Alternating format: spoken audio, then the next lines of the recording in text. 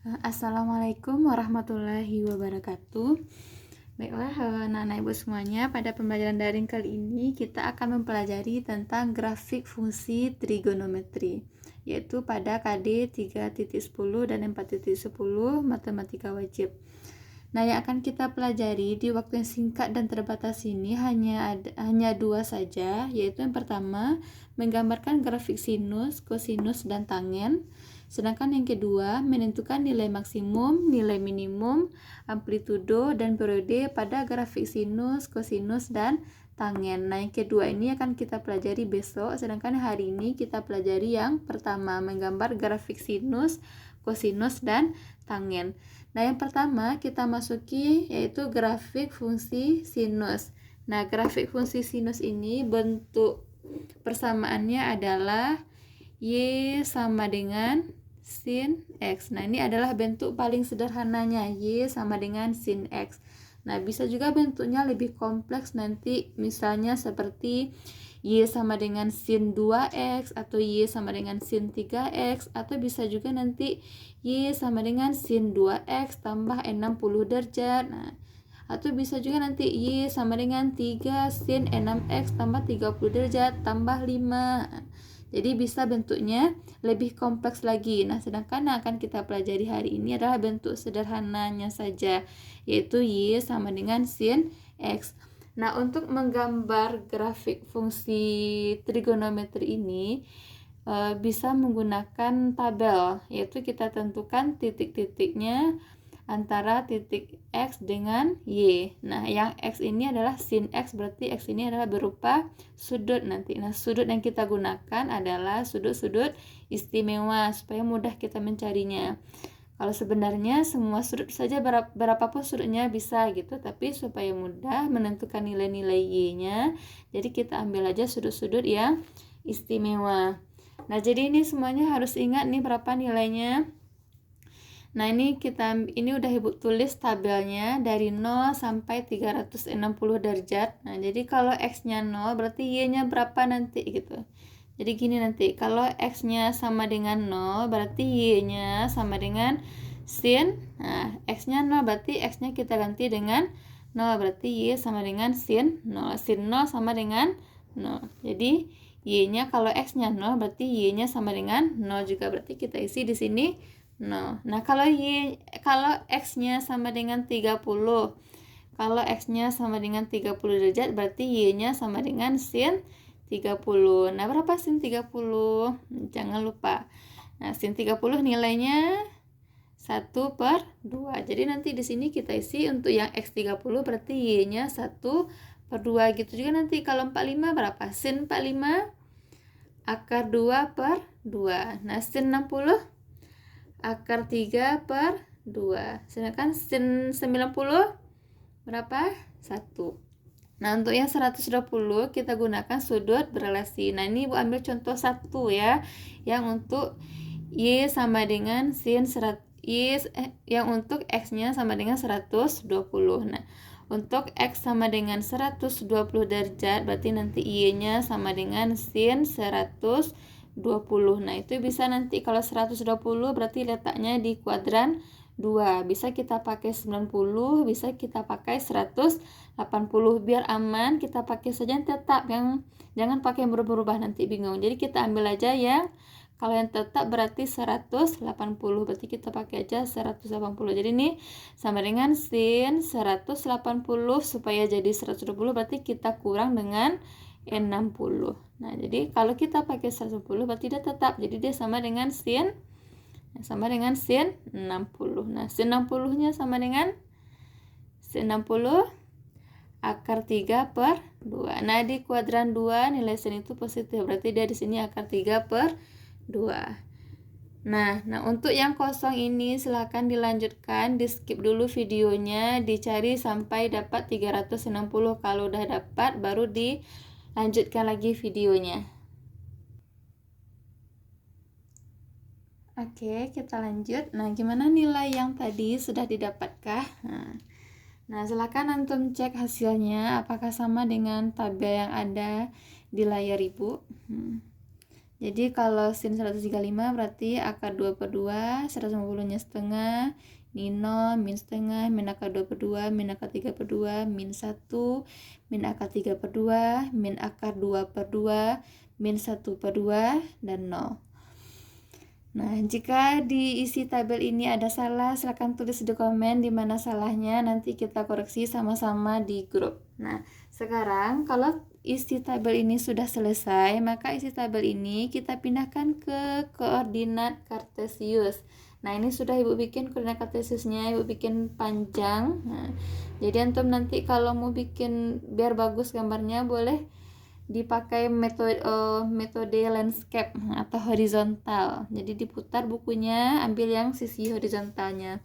Nah, untuk menggambar grafik trigonometri pada koordinat kartesius, angka-angka yang kita lihat itu, kita lihat angka di tabel yang pertama. Coba perhatikan untuk yang Y dulu. Yang Y ini nilai terbesarnya adalah 1, sedangkan nilai terkecilnya adalah min 1. Jadi kita ambil nilai untuk Y nya hanya mulai dari 1 sampai min 1. Nah, sedangkan untuk yang X nya dimulai dari 0 sampai 360 derajat. Nah, agar sumbu X dengan sumbu Y nya seimbang, sebenarnya patokan kita biar mudah adalah menggunakan radian bukan derajat. Nah, tapi karena kebiasaan kita menggunakan derajat dan itu lebih mudah kita pahami, maka di sini kita menggunakan derajat saja. Nah, nanti 1 pi radian kalau 1 pi berarti nanti itu sama dengan 180 derajat. Nah, antum tahu konversi pi ke dalam bilangan biasa berapa? Pi itu nanti setara dengan 22 per 7 atau 3,14. Nah, jadi nanti kalau satu satuan kita di Y nya sejauh ini, berarti satu satuan di sumbu X nya nanti juga harus sama. Kalau di sini berarti sejauh ini dia kira-kira. Nah, pi itu 3,14. Pi itu sama dengan 180 derajat. Jadi di sini anggap aja pi nya pas di 3. Jadi ini nanti 1 2 3. Jadi 180 nya itu sebesar 3 satuan dari satu satuan di sumbu Y. Nah, jadi itu supaya gambarnya nanti jadi bagus gitu. Nah, kalau susah memahaminya nanti kita diskusikan di grup. Nah, sekarang kalau sudah diletakkan nilai-nilainya pada sumbu X semuanya dan pada sumbu Y, sekarang tentukan titik-titiknya. Nah, kita mulai dari titik X-nya 0, Y-nya 0, berarti kalau X-nya 0, Y-nya 0, berarti pas dia di titik pusat sini. Nah, selanjutnya kalau X-nya 30 berarti Y-nya setengah. Nah, X 30 ini dia, Y setengah yang di atas, berarti ini kita ambil garis putus-putus. Nah, di sini juga kita ambil putus-putus. Nah, di pertemuannya kita tandai dengan titik. Nah, selanjutnya kita yang 45 derajat. Nah, sama juga caranya. 45 derajat berarti pasangannya akar 2 per 2. Ini dia. Akar 2 per 2. Nah, berarti di sini dia. Yang 60 derajat berarti nanti akar 3 per 2. Kita pasangkan juga dia. Nah, gini. Nah, yang 90 derajat berarti pasangannya 1. Ini dia. Nah, begitu seterusnya dipasang-pasangkan dia sampai 360 derajat. Nah, mungkin tadi ada yang bertanya, ini kenapa setengahnya di sini, akar 2 per 2-nya di sini, akar 3 per 2-nya di sini, satunya di sini. Nah, ini kita jadikan dia bilangan desimal biasa. Setengah itu nanti setara dengan 0,5. Kalau akar 2 per 2 itu nanti sekitar 0,7. Nah, kalau akar 3 per 2 ini nanti sekitar 0,8. Nah, makanya dia urutannya 0,5, 0,7, 0,8 baru 1. Nah, ini boleh nanti diuji dengan kalkulator. Nah, silahkan antum selesaikan sampai 360 derajat. Skip dulu videonya, setelah itu baru dilanjutkan lagi. Nah, jika gambar titik-titiknya sudah selesai, nah silahkan dihubungkan titik-titiknya. Jadi ini titik-titiknya dihubungkan lengkung ya, jangan pakai roll. Jadi harus hati-hati digambar dengan lengkung. Nah, coba diperhatikan. Jadi ini kita hubungkan.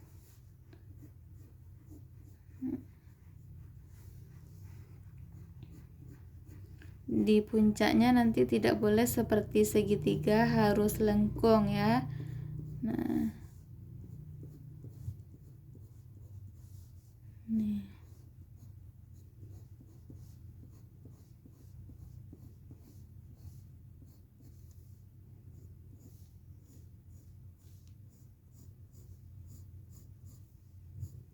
Nah, jadi kira-kira gambarnya seperti ini.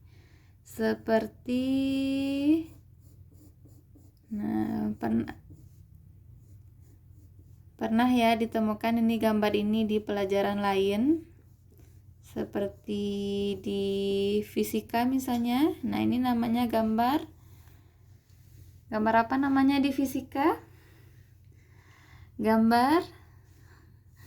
Jadi ini seperti gambar gelombang. Jadi dia ada satu gunung, satu lembah. Nah, jadi grafik fungsi trigonometri ini gambarnya memang menyerupai gambar gelombang. Jadi ini adalah gambar grafik fungsi sinus. Seperti ini dia mulai dari 0 sampai 360 derajat. Nah, jadi ini adalah grafik fungsi sinus, menyerupai gelombang. Jadi nanti trigonometri ini aplikasinya memang ke gelombang, seperti gelombang radio, gelombang ultrasonik, atau nanti misalnya gelombang tsunami. Nah, itu nanti akan menyerupai grafik fungsi trigonometri. Nah, semua itu nanti dihitung menggunakan konsep trigonometri. Nah, jadi itu adalah tujuan kita mempelajari fungsi trigonometri pada hari ini untuk dipakai nanti kalau antum sudah mempelajari lebih lanjut lagi. Nah, sekarang coba diperhatikan grafik sinus ini. Nah, dari grafik sinus ini nanti kita akan tentukan berapa nilai maksimumnya, berapa nilai minimumnya. Yang pertama kita lihat dulu nilai maksimum. Nah, untuk nilai maksimum ini patokannya adalah di sumbu Y. Jadi dilihat sumbu Y-nya, nilai terbesar di sumbu Y-nya berapa? Nah, nilai terbesarnya itu di sini berapa? 1. Nah, jadi nilai maksimumnya adalah 1 gitu. Jadi nilai maksimum grafik sinus itu adalah sama dengan 1 nilainya. Jadi nilai tertinggi grafik sinus itu memang 1 di sini dan nanti di puncaknya.